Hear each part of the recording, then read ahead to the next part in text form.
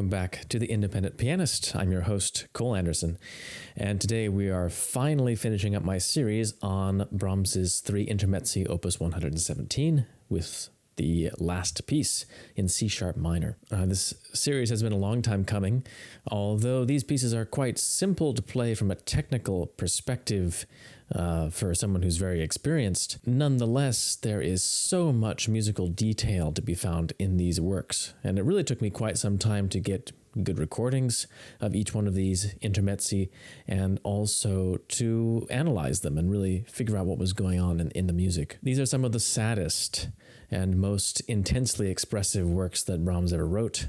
He described them as being lullabies for his sorrow. It was quite late in life when he wrote these pieces. And so what is it in them that actually gives this incredible effect? So right from the very beginning, we can see that there's something very striking that he's doing. The opening melody is set completely bare with no harmonic accompaniment. This is known as monophonic texture, and it's really very rare to find pure monophony for any length of time in a piano piece. The piano by its very nature lends itself most well to harmonic writing, in fact very rich and elaborate harmonic writing. Certainly by this time in the late 19th century, we've had enough examples of composers writing in just such a style, an elaborate, richly textured style such as Liszt, Chopin, and so many others. But here Brahms does something very different. He sets this in just bare octaves with no harmonies, and by doing so, he suggests a very antiquated form by this time, perhaps something along the lines of a plainchant melody.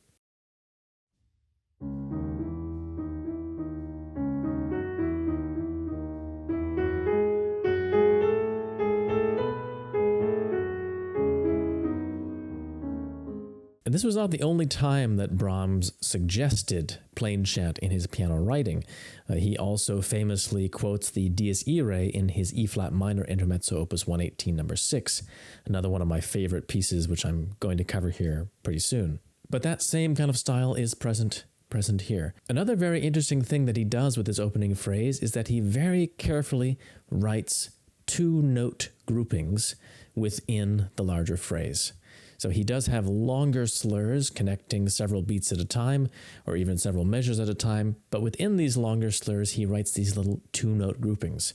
And it's a little enigmatic, deciding how you're supposed to realize these. After all, are you supposed to actually make a break after these 2-note slurs, kind of in the style of a classical composer like Mozart or Beethoven? Sometimes 2-note slurs in Mozart strongly suggest that the second note should be detached. It's hard to know for certain, of course. My own belief is that this is not what Brahms has in mind.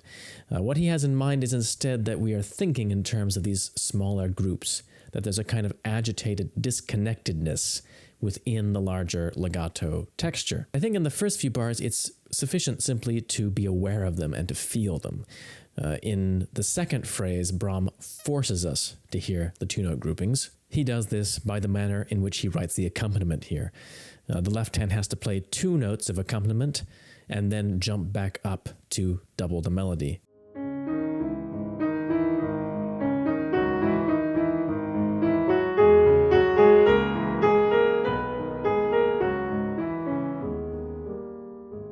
So this is kind of a very simple harmonization going back and forth between tonic and dominant, but it's only the most simple, barest kind. And then immediately after this, we go back to this kind of spooky monophonic texture. I believe that this passage in tripled octaves needs to be played with the minimum of pedal in order to create this incredible atmosphere, this kind of eerie, lonely atmosphere.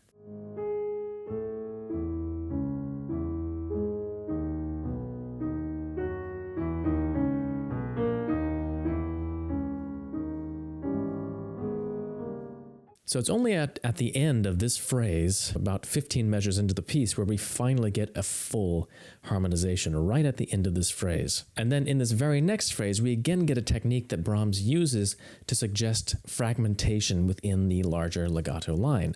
The right hand is playing a long, connected melody, while the left hand has these little accents, diminuendo markings, at the beginning of each beat.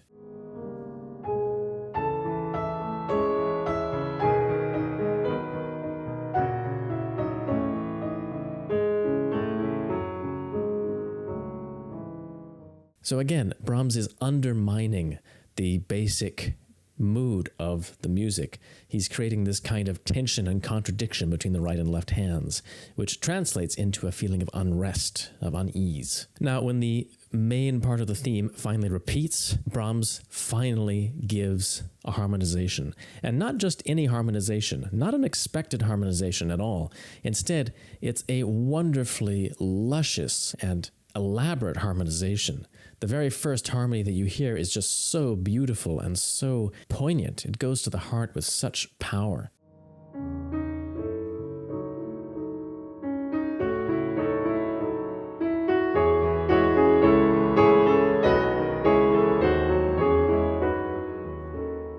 So why is that? I mean, what is he doing here? Well, instead of harmonizing at the third scale degree, E, with the expected harmony, which would probably be a tonic chord, he uses the 4 chord instead. And this is very unusual because an E is not really in the 4 chord, which would be an F sharp minor chord in this key, C sharp minor. So the intersection of the melody with the harmony, the underlying harmony, creates a 7th chord, an F sharp minor 7th chord. And that's why this harmony has this incredible, poignant, kind of heartbreaking feeling to it. It's because the melody note is turned into a dissonance where we expect it to be a consonance. We expect that E to be firmly in the middle of the 1 chord, but instead it's the 7th in the F sharp minor 7th chord. So this idea of some kind of contradiction within a longer line continues through the rest of the piece, and you can see these diminuendos in each measure at the end of this opening A section. So each measure has this kind of dying away impression, and it's quite difficult to create that feeling while still maintaining the longer line. I'm not even sure if I was successful in that.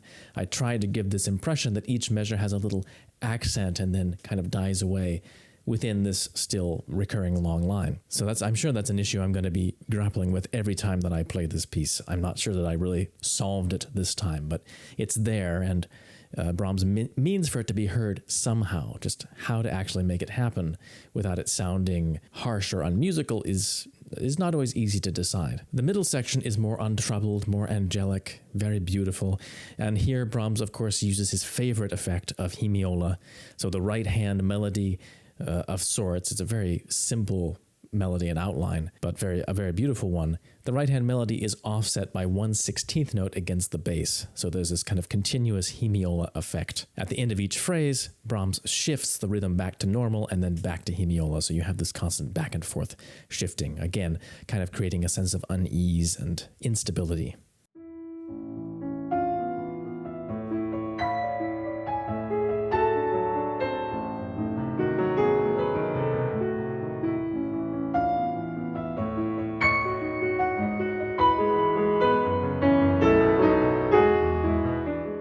One of the most extraordinary passages in the piece is the transition that leads from the middle section back to the first theme. This transition starts out emphasizing a very striking harmony, which was often used by Brahms's idol Beethoven. It's the dominant minor 9th chord. So he starts out here on the G sharp dominant minor 9th. That just means that we have a dominant 7th chord with an added flat 9. So here it's a G sharp, B sharp, D sharp, F sharp, and A natural. And that added minor 9th creates this incredible feeling of unrest and dissonance to the harmony. It increases the kind of unrest that we naturally might feel in a dominant 7th chord.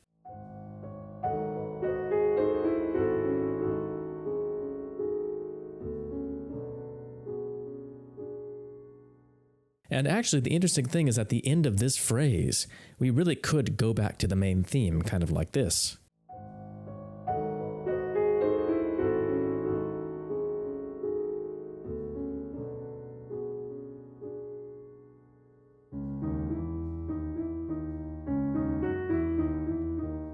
But instead, Brahms extends this transition. He goes to the A sharp dominant minor 9th. He takes it up a whole step. And this is so that he can lead back to the tonic in a more roundabout way, which actually increases the feeling of inevitability to the return.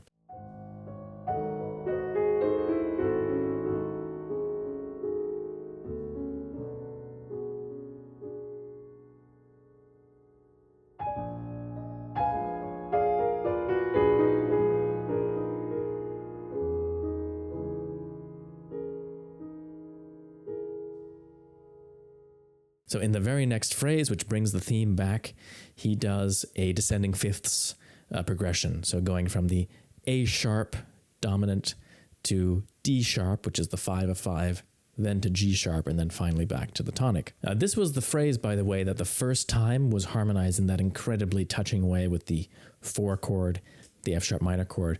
So as is common for Brahms, he reharmonizes here the same melodic material for psychological and musical reasons. The first time we heard this music, as you recall, it was coming from a place where we had just been hearing almost complete monophony, or very bare harmonization of the melody. When that phrase came with this wonderful, lush harmonization, it was just so poignant and touching. At this point, we've actually had an entire middle section which was quite lush, quite rich and beautiful. And now Brahms needs to somehow bring us back in the most definitive way that he possibly can. And that is actually through this descending fifth sequence, which actually serves to make the dominant tonic relationship feel stronger and more grounded.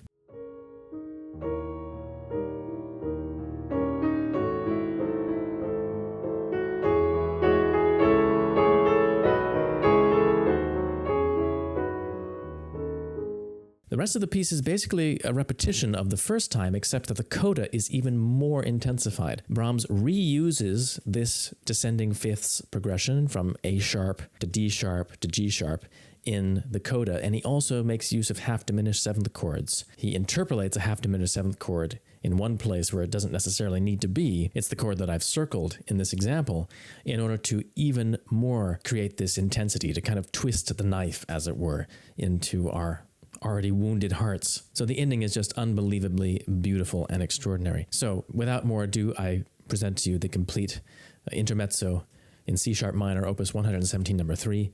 If you enjoy this video and my content in general, please do consider supporting this channel. An easy way to do that is, of course, through patreon.com. www.patreon.com/independent pianist. There are also other methods of supporting the channel in the description box, so you can check that out. If you can't support the channel financially, just hit the like button, the subscribe button, and check back next week for some more great music and conversation.